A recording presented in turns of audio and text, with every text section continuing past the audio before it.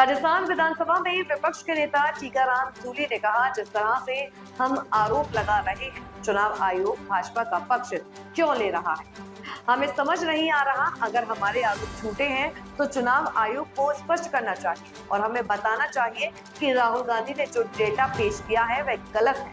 सच्चाई साफ साफ सामने आ जाएगी। लेकिन आप राहुल गांधी के डेटा को गलत नहीं कह सकते क्योंकि वह प्रमाणिक है।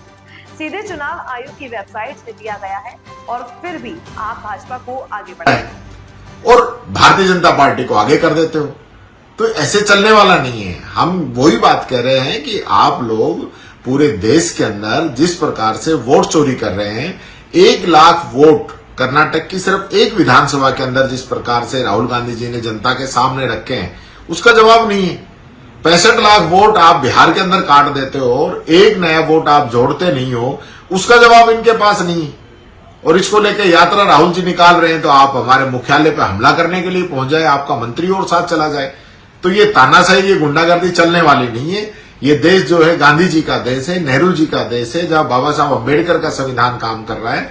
तो आप लोकतंत्र के तहत आप अमित मालवीय जी से कहना चाहूंगा कि वो इसका जवाब देते पहले, बिहार का और कर्नाटका का, उसके बाद बात करेंगे।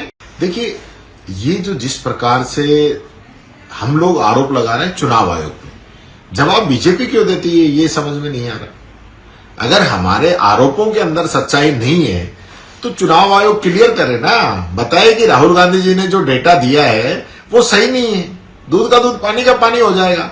तो आप राहुल गांधी जी के डेटा को गलत बता नहीं सकते क्योंकि